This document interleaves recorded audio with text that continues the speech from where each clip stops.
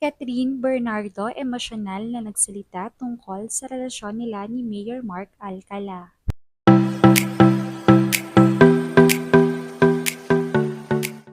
Sentro muli ng usapan sina Asia superstar Catherine Bernardo at Lucena City Mayor Mark Alcala matapos silang maispatang magkasama sa isang mall. Sa gitna ng ingay ng kamera at palakpakan, sanay si Catherine sa buhay na laging pinagmamasdan.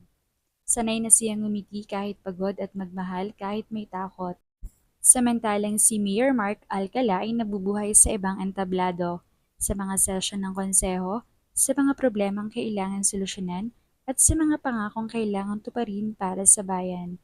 Sa Pilipinas, naging usap-usapan sa showbiz at social media ang posibleng ugnayan ni Catherine Bernardo, ang kilalang aktres na malawak ang taghanga sa bansa, at si Mayor Mark Alcala, ang alkalde ng Lucena City, matapos silang mamataang magkasama sa publikong lugar tulad ng pagbabakasyon sa Power Plant Mall sa Makati na nag-viral online at nag-udyok ng malawakang spekulasyon tungkol sa kanilang relasyon. Kahit maraming netizens ang nagbahagi ng mga larawan at video, komento, walang opisyal na pahayag mula sa dalawa o nagkukumpirma o nagtatanggi sa anumang romantikong relasyon at pareho pa ring tahimik o hindi direktang sumagot sa mga usaping ito. Ang mga haka-haka at sightings ay nag-ugat din sa nakaraang mga ulat na sila ay nakita rin umano sa ibang pagkakataon, tulad na nga sa mga lungsod at iba pang lugar. Pati na rin ang mga komento ng fans tungkol sa pananahimik at komento ng pamilya ni Catherine sa social media. Kaya naman ang latest na pagkita sa kanilang dalawa sa isang mall na tila wala ng takot at pag-aalinlangan sa publiko ang nagkukumpirma na mayroon talagang namamagitan sa kanila. Umani ito ng samot-saring komento mula sa mga netizens at maging sa mga fans ni Catherine nagpahayag ng kanilang pagkadismaya dahil sa pagpatol daw umano ni Catherine sa isang kurakot. Bagay na talagang hanggang ngayon ay ikinatatahimik ni Catherine at ayaw niyang magkomento noon pa man. Subalit nga sa napakarami na ang bumabatiko sa kanya, sa kanyang guesting sa ika-100 years ng Colgate na kanyang iniendorso, ay nagsalita ni si Catherine. Sa lahat ng ingay na dumarating at nawawala, gusto ko lang magpasalamat sa mga taong piniling manatili.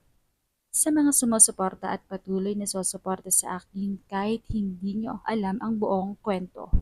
Kahit hindi nyo kino-question ang bawat desisyong ginagawa ko, maraming salamat. Napakalaking bagay ng tahimik na pag-unawa ng pananatili sa tabi ko kahit wala akong kailangang patunayan. Kahit may mga naririnig ako, kahit may mga salitang hindi ko na kayang sagutin isa-isa, pinili ko pa rin magpatuloy sa buhay. Tahimik at buo, dala ang sarili kong mga dahilan at paninindigan. Sa mga panahong natututo pala ang akong pumili para sa sarili ko. Kayo ang nagpapaalala na may karapatan din akong mabuhay ng hindi laging nagpapaliwanag. Patuloy lang ako maglalakad, patuloy lang ako matututo, patuloy na mabubuhay dala ang lahat ng pagkakamali, tapang at pangarap ko. At sa likod ng bawat takbang, alam kong may mga pusong handang sumabay, hindi para husgahan ako, kundi para damayan ako. Pakahulugan at puno ng emosyon ang naging pahayag na ito ni Catherine. Subalit nagpapaalala ito na tao lamang siya at may karapatan siyang mamili ng mga gugustuhin niyang makasama sa buhay. Dahil oo, nag-artista siya upang mag-entertain at mag-inspire ng tao, pero hindi kasama doon na diktahan siya sa kanyang magiging desisyon sa buhay.